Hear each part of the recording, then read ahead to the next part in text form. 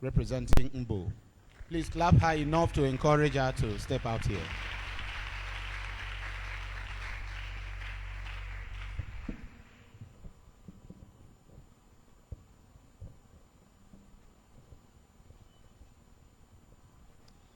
Let me quickly express my profound gratitude to the Oral Nation Leadership Roundtable for initiating a level playing field on which budding students can lay bare their hidden potential.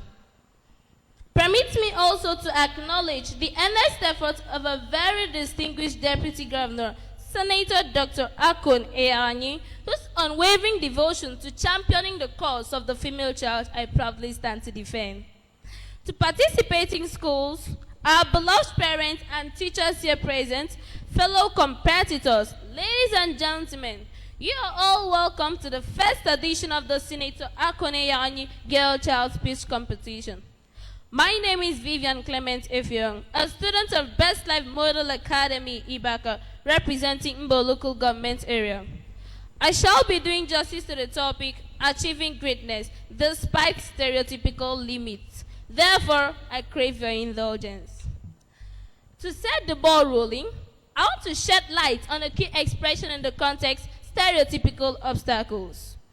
On the one hand, the word stereotypical is derived from the root word stereotype, a term used to describe preconceived ideas and simplistic images that have a negative influence on the way we see people, interact with them, and treat them.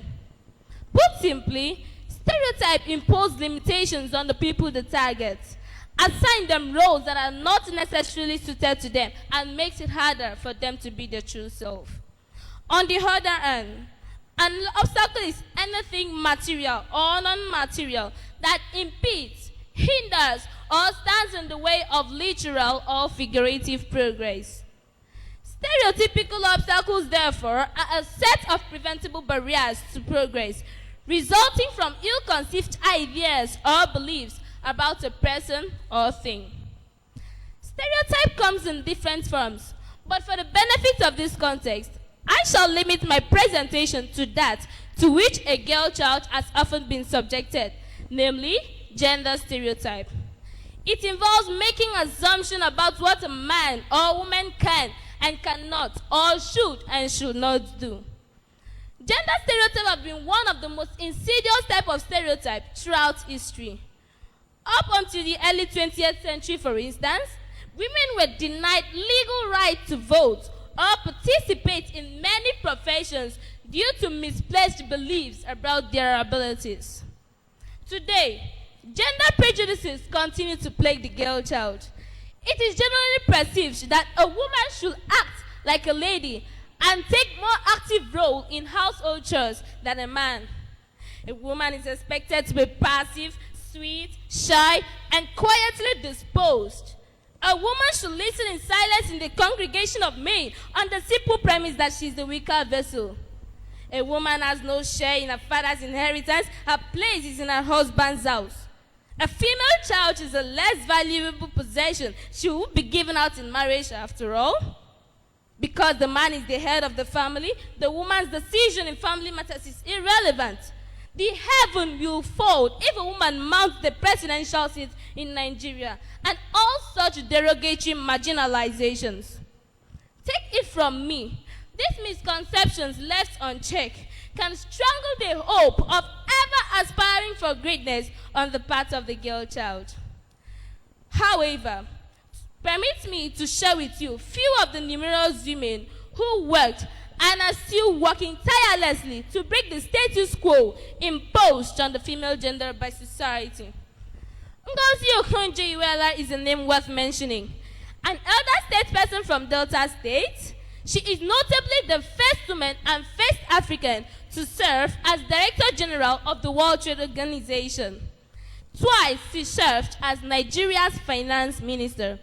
Thanks to her amiable personality, accountability, and expertise, she served the World Bank for a whopping 20 years.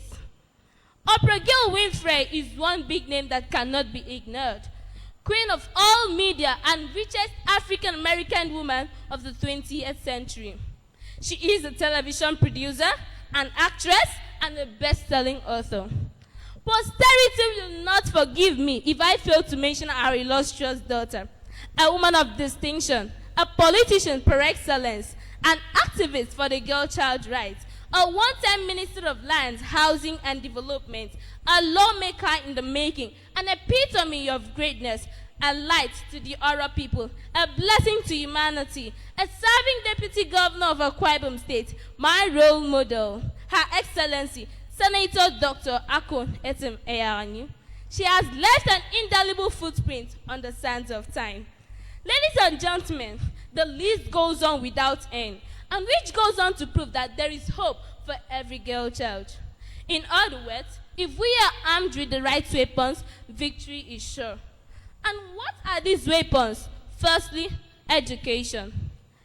Educating the girl child has numerous long-term and short-term benefits. It promotes gender equality, reduces poverty, decreases child marriage rates, empowers them economically, and positively impacts overall societal development.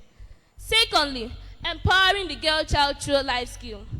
Alongside formal education, providing girls with life skills equips them with knowledge and skills to navigate challenges, make informed decisions, and build resilience.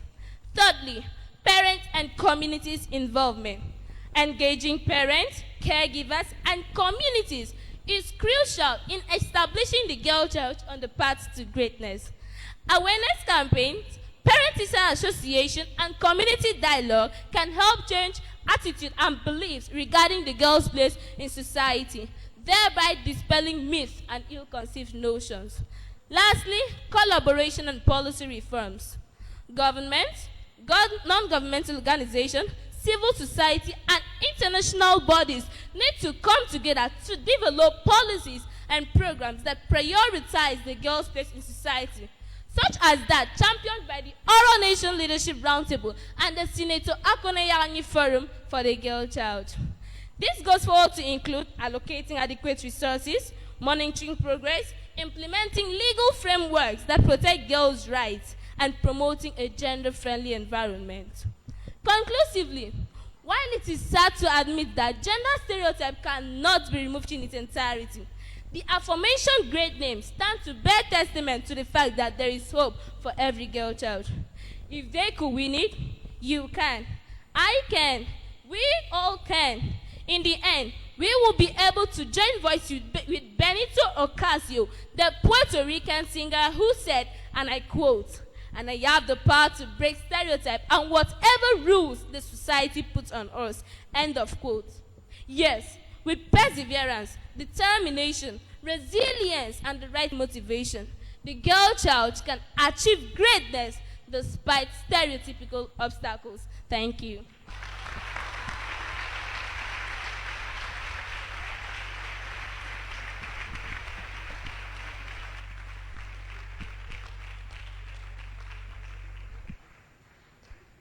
That was Vivian Clement E., representing Mbo local government area.